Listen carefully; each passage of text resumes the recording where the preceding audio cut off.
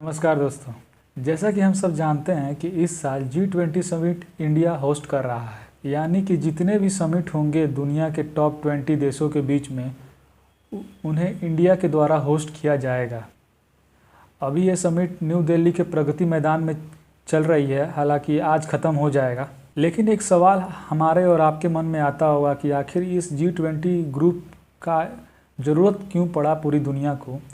कहानी स्टार्ट होती है अर्ली 1970s की, जब दुनिया की आर्थिक हालात काफ़ी ख़राब चल रही थी। इस इकोनॉमिक क्राइसिस का सबसे बड़ा रीज़न ये भी था कि जब अरब देशों ने ऑयल पर एम्बार्गो लगाया था, उन देशों को तेल बेचना बंद कर दिया था जो इजराइल का सपोर्ट कर रहे थे उस टाइम, मोस्टली वेस्टर्न कंट्रीज़ जैसे अमेरिका और यूरोप।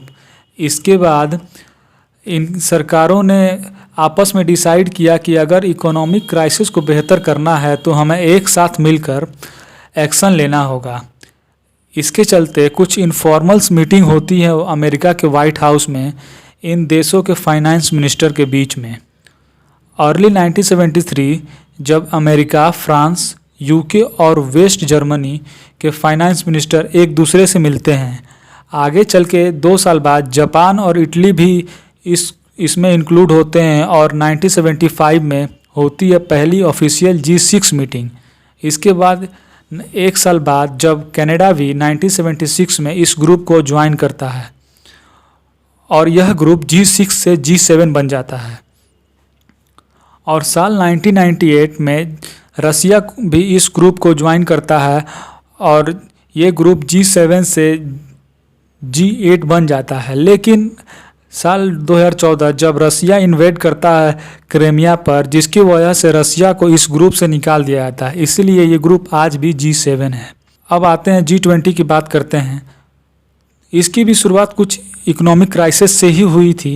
साल 1997 एशियन फाइनेंशियल क्राइसिस, जिससे साउथ कोरिया, इंडोनेशिया और थाईलैंड जैसे देश में भयंकर इकोनॉमिक क्राइसिस आई। इतना बड़ा था कि इसका प्रभाव हांगकांग, लाओस, मलेशिया, फिलीपीन, कुछ हद तक जापान, चाइना, सिंगापुर, ताइवान और वियतनाम पर भी पड़ा। इन देशों में करेंसी का वैल्यू बहुत तेज़ी से गिरने लगा, अनएम्प्लॉयमेंट रेट काफ़ी ऊपर आने लगा।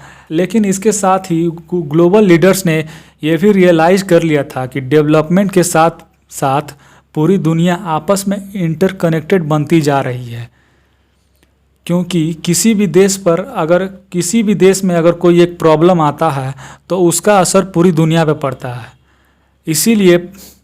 इसीलिए अगर पूरी दुनिया में अगर इकोनॉमिक स्टेबिलिटी लानी है तो हमें पूरी दुनिया की जो इमर्जिंग इकोनॉमीज़ हैं उनके साथ बैठकर एक्शन लेना होगा। अब फिर आता है 26 सितंबर साल 1999 जब G7 के फाइनेंस मिनिस्टर्स मीटिंग के दौरान G20 ग्रुप का स्थापना करते हैं।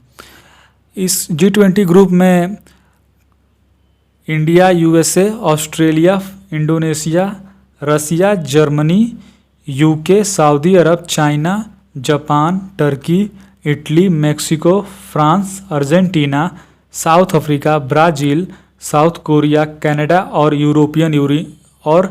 यूरोपियन यूनियन शामिल हैं। तो थैंक यू दोस्तों, ये था हमारा वीडियो पसंद आया तो लाइक कीजिएगा।